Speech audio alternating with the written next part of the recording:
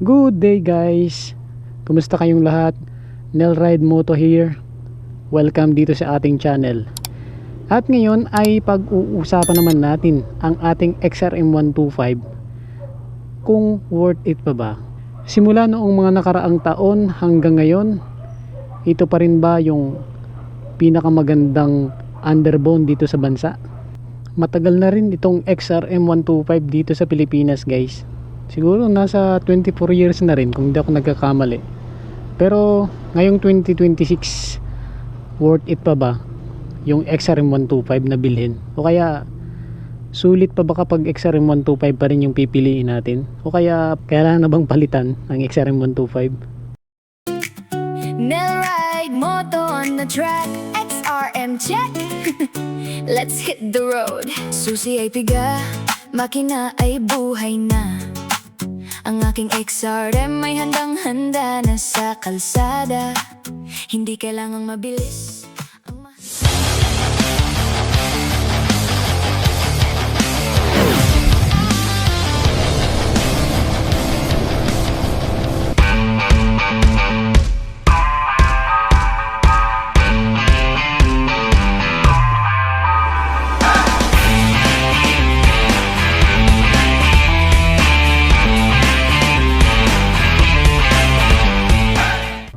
Sa mga lubak na nadadaanan ko guys, sa mga biyahe katulad nito, katulad ng papunta dito sa amin, napakaraming lubak, minsan madulas at minsan meron din mga konting baha, ganun. Yung XRM 125 dahil dual sport design siya, ang ganda niyang gamitin. Hindi siya katulad ng CRF at hindi rin siya katulad ng mga matataas na motor na design talaga para sa mga malulubak na daan. Pero dahil sa dual sport design ng XRM 125, ang sarap niyang gamitin kahit sa mga malulubak. Kayang-kaya niyang tawirin o kaya daanan yung mga grabing mga lubak. At ang tawag nga dito sa ibang bansa farm bike. Talagang magandang gamitin siya sa mga ganun klaseng mga rough road, kahit anong klaseng mga daanan. Ang sarap din gamitin yung kanyang mga front shock, yung mga suspension niya, ang ganda rin ng play.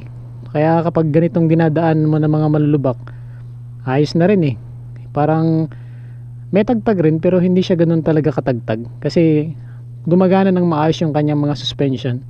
Pero syempre, 4 speed lang ang transmission ng XRM 125. Wala siyang 5th gear. Kaya yung takbo niya minsan 90 o maabot din ng 100 minsan. Depende sa sakay siguro. Kasi yung itong sa atin ay maabot din tayo dito ng mahigit 100. Pero ang ganda niyang gamitin lalo na yung mga pang service. Pero syempre yung ganitong mga motor hindi natin ginagamit to na pang karera. Pero kung gagamitin yung iba ginagamit nila pang karera, ina-upgrade nila yung mga makina, di ba? At saka ito ay single cylinder, air cooled na rin. May vibrate din ng konti kapag medyo mataas na yung RPM. Pero normal lang naman yung sa makina, di ba? Yung ganong vibrate. At yung mga, kung pansinin natin yung mga features niya dito sa ating harapan, digital panel na rin, pero wala siyang ibang mga in-upgrade din, katulad ng wala siyang hazard. Tapos yung ibang XRM naka drum brake pa, pero itong sa atin ay naka disc brake na rin Yung mga switch niya ay parang katulad pa rin ng dati. Kung usapang tipid sa gas, medyo malayo-layo na rin ang naaabot ng ating 1 litro. Premium lang po. 100 lang sir.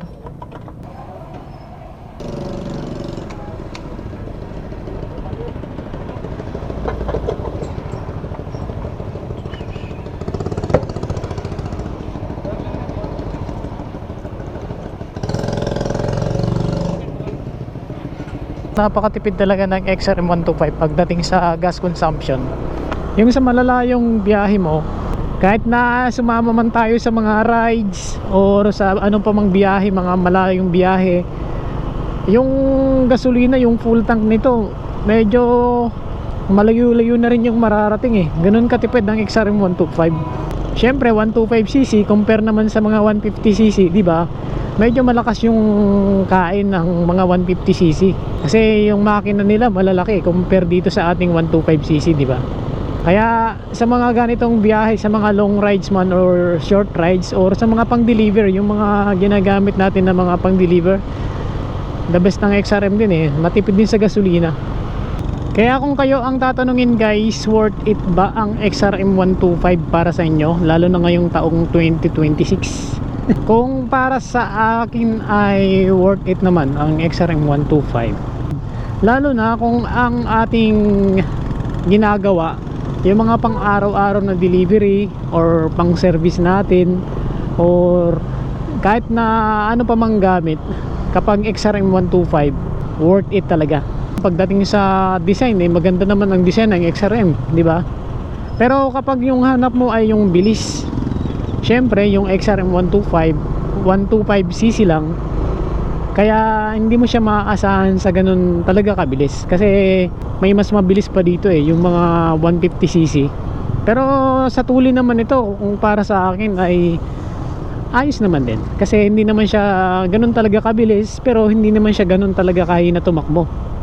Merong ibibilis din naman siya eh, yung iba ina-upgrade di mabilis na, di ba? Pero kung ganitong stock lang yung gamit mo, yung mga makina, yung lahat ng nandito ay gusto mo stock lang, eh di syempre yung aasahan mong takbo eh yung talagang takbo lang talaga niya. Minsan lumalagpas din ng 100 eh, no? Yung pinaka top speed ko lang dito sa aking XRM 125 ay nasa 115 lang talaga, yun lang. Hindi na siya lumagpas doon. Pero yung iba siguro, kasi yung sprocket nito guys, hindi ko naman pinalitan, stock sprocket pa rin, kaya siguro ganun lang yung takbo ko. Pero yung iba nga daw eh hindi umabot ng 100. Ewan ko lang kung baka kailangan din i-upgrade yung sprocket. Pero itong sa atin na hindi naman natin i-upgrade ang sprocket, puro stock lang naman, umabot din tayo sa ganung takbo. Mabilis na yun, di ba? Okay na rin yun. At least nalaman natin kung gaano talaga yung pinakasagad na bilis ng ating XRM 125. Pero siguro dahil hindi naman ako malaki, hindi naman ako mabigat, kapag pinalitan ko ito ng sprocket, siguro may bibilis pa talaga. So ayun guys, ating napag-usapan kung worth it ba talaga ang XRM 125, at para sa inyo ay ganun din ba yung kagaya ng na-experience ko dito sa XRM 125. Maraming salamat sa inyong panunood. Hanggang dito na lang muna pansamantalang ating video. Ride safe always guys, at this is Nel Ride Moto. Thank you.